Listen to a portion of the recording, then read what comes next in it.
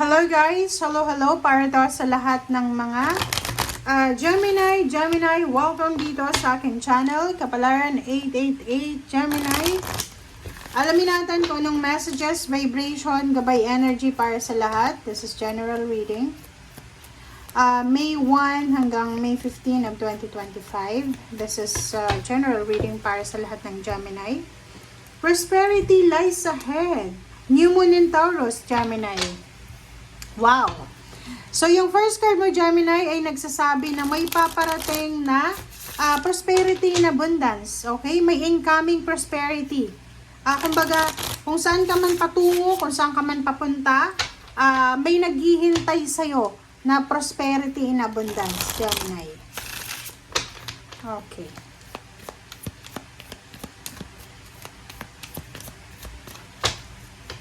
Okay. Second card natin is Page of Wands. Okay, Gemini. So, sinasabi ng bara sa'yo dito na future talaga to. Ahead siya.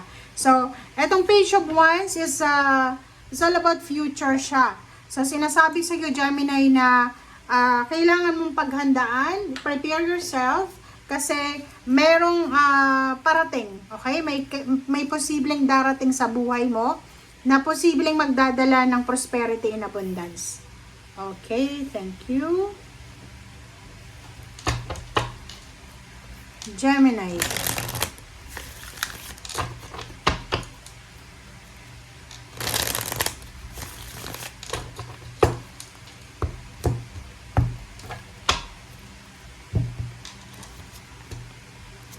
Okay, first two cards natin is Ace of Cups and then Knight of Wands. So, nakikita ko sa'yo dito, Gemini, same energy dito.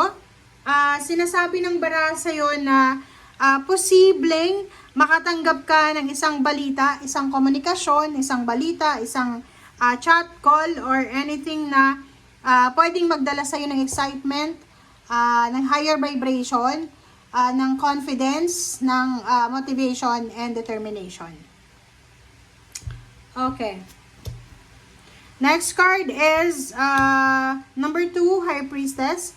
Sinasabi ng bara sa'yo dito, Gemini, na meron talaga na naghihintay sa'yo. It's either naghihintay sa yung trabaho, naghihintay sa yung business, or naghihintay sa yung swerte. Okay? So, ibig sabihin yan, etong High Priestess na to, nagsasabi sa'yo, Gemini, na may mga nangyayari sa paligid mo na wala kang alam, 'di ba? Kasi wala kang nakikita. Maybe yung mga spiritual helpers and guides mo ay nagtutulong-tulong sila as a team para ibigay sa iyo yung heart's desires mo. So, sinasabi ng bara sa iyo dito, may mga hidden messages, hidden blessings yung mga nangyayari sa iyo sa ngayon. 'Di ba? Okay.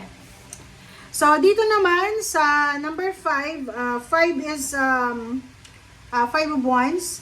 Sinasabi ng bara sa'yo dyan na marami sa paligid mo, Gemini, ang hindi magkasundo-sundo.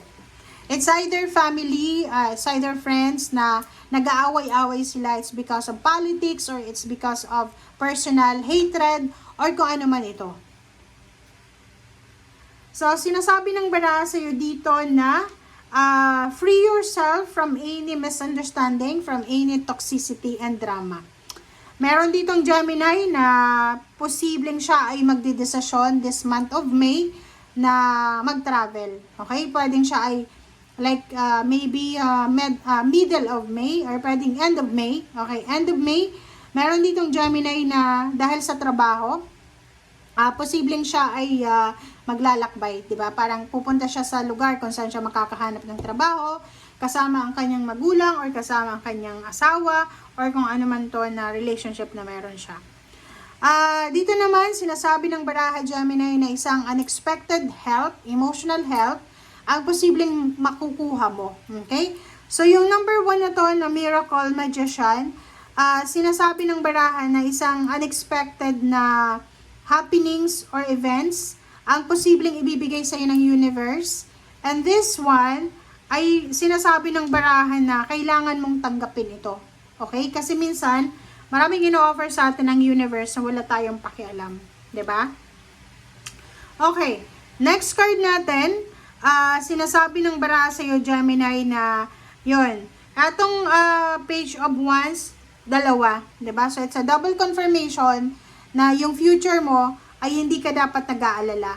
Sinasabi dyan ng barahan na huwag kang mag-aalala para sa future mo kasi yung future mo, financially, magkakaroon ng balance yung future mo. 'Di ba? Like ngayon, halimbawa ngayon, nahihirapan kang hanapin yung financial balance. Like, marami kang problema sa pera, marami kang utang, ganyan, ganito. Dito sa barahang to, sinasabi, huwag ka daw mag-alala kasi ang future mo ay nagsasabi na lahat ng mga financial problems mo sa ngayon ay mariresolve mo siya sa future.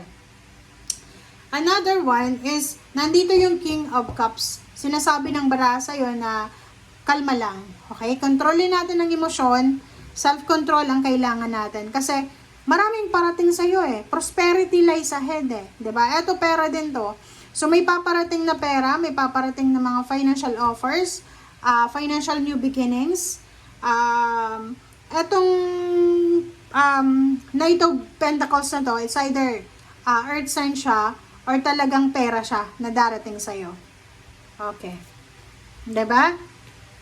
So, nakikita ko sa'yo dito na dahil dyan sa mga offers na yan, dahil dyan sa pera na yan na parating sa'yo, sobra-sobra kang magiging masaya. Aapaw yung cups mo, makakaramdam ka ng sobrang excitement, satisfaction. Siyempre, 'di ba? Sino ba naman ang aayaw sa pera? 'Di ba? Okay.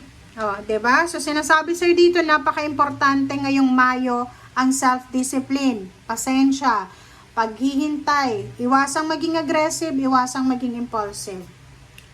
Okay? If you have partner, if you have relationship, if you are a couple, 'di ba?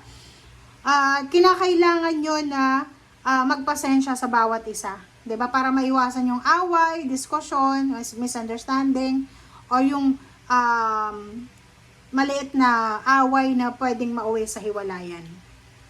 'Di ba? Ipaglaban mo daw, 'di ba? Sinasabi sa'yo dito, kailangan mong ipaglaban ang kung ano man yan na relationship na mayroon ka. Sinasabi ng baraha, pwedeng pagod ka na. Okay, pagod ka na sa relationship mo, pagod ka na sa trabaho mo, pagod ka na sa business mo, gusto mo na siyang isuko. No! Andito yung sabi ng buwan, sinasabi ng baraha, ang kailangan mo sa ngayon is patience. Kailangan mong magpasensya, kailangan mong ipaglaban hanggang sa huli, and magpahinga kung pagod na. Okay? And yung sa ilalim niya is Queen of Pentacles. Sinasabi ng baraha na lahat ng Gemini gustong umunlad sa buhay. Sinasabi ng baraha sa'yo na unahin natin na maging kumbaga wise tayo sa pag-iipon, sa pagmamanage ng pera, and dapat sigurado tayo sa direksyon. Parang ganun. So, yan guys ang sinasabi ng baraha. Thank you for watching. Bye!